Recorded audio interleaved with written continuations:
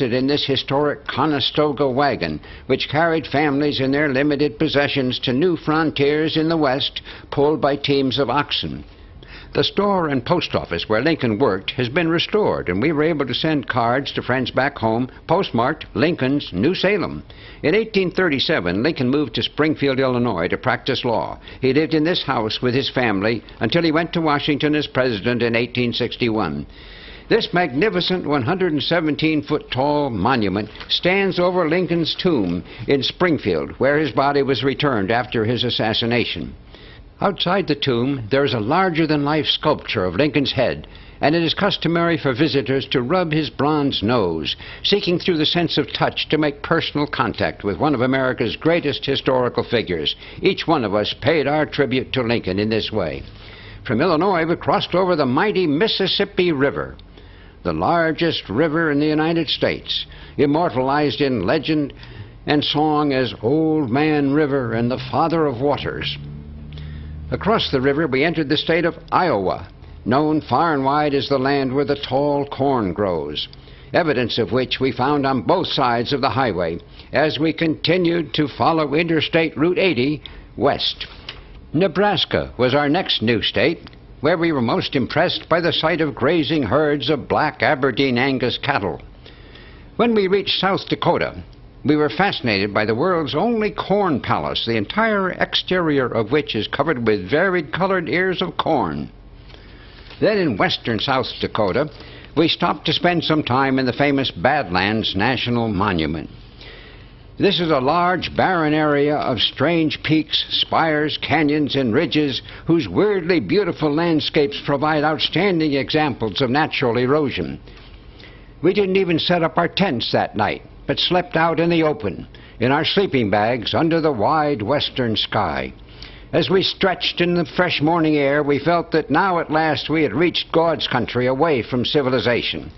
We enjoyed climbing some of the smaller peaks. Look at the top of the peak in the background where early birds Dave and Dan had already reached the summit. That afternoon we encountered the buffalo. We had heard that the largest remaining herd of bison in America was roaming wild in Custer State Park, part of the beautiful Black Hills of South Dakota. By great good fortune, we were able to locate them in an open grazing area and drove right up in the middle of the herd. It was the closest we had ever been to wild animals like this, and we were thrilled to be able to stand quietly right in the midst of hundreds of these magnificent beasts, whose numbers had once been in the millions on America's western plains. This shaggy old bull crossed the road right behind us, looking just like the picture on a buffalo nickel.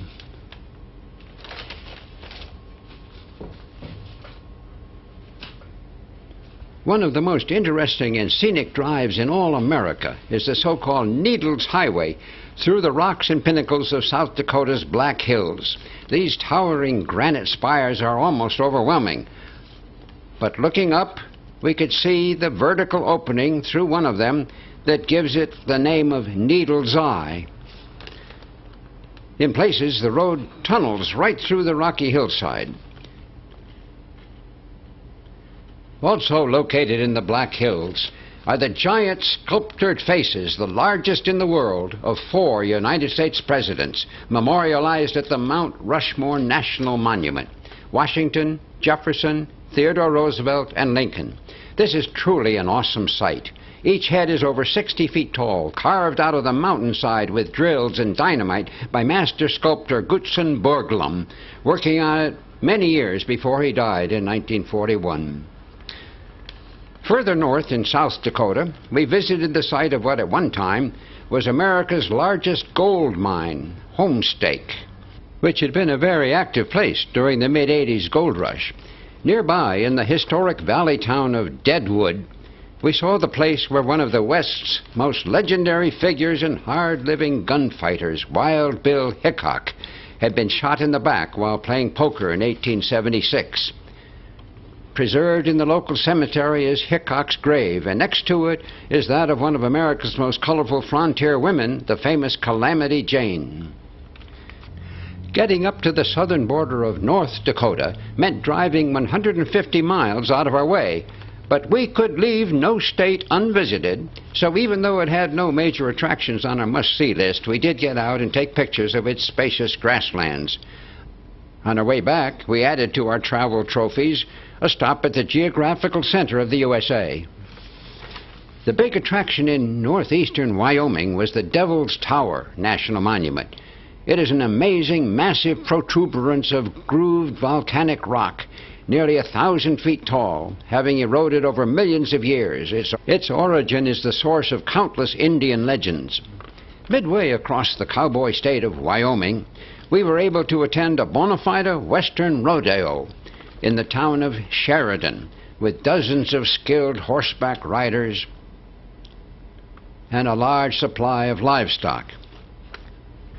We didn't have very good seats for photographing the action, but we did witness a variety of events, including calf roping in the foreground here, and in the background, a bucking bronco with a rider trying to stay in the saddle for 10 seconds or more, which was no easy feat.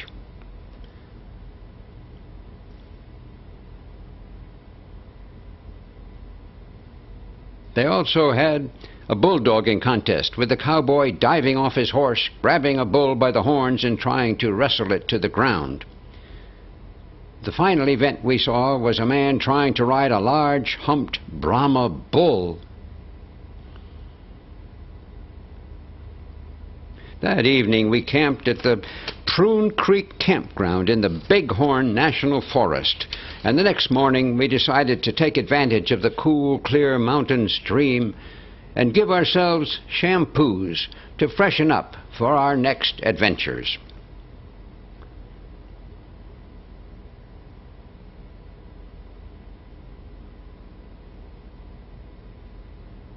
In Cody, Wyoming, we admired the statue of the famous Western hunter, guide, and showman William F. Buffalo Bill Cody.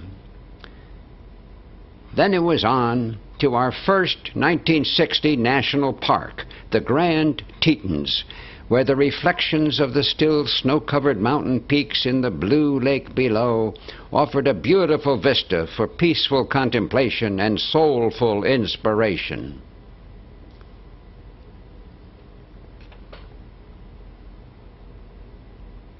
One of our major objectives for this summer was the incomparable wonderland of Yellowstone National Park, the first and largest national park in the United States, having been established by Congress in 1872. Its fantastic variety of natural marvels is not matched in any other place of similar size in the world. Immediately upon entering the park, we enjoyed the sight of a family of bears along the roadside. Everyone is warned not to get out of their car in the presence of bears, but for some people, the chance to photograph two cute little cubs climbing a tree proved to be irresistible. The most famous Yellowstone attraction of all is Old Faithful, the spectacular giant hot water geyser which erupts so regularly at an average interval of 63 minutes that every visitor can count on knowing when to have their camera ready. Heated water from an underground spring goes shooting skyward in successive spurts, reaching an average height of nearly 150 feet and lasting for approximately 4 minutes. What a sight! There are hundreds of other geysers throughout the park, and each offers a brilliant new hue of mineral colorization, or, at varying intervals, a splashy surprise.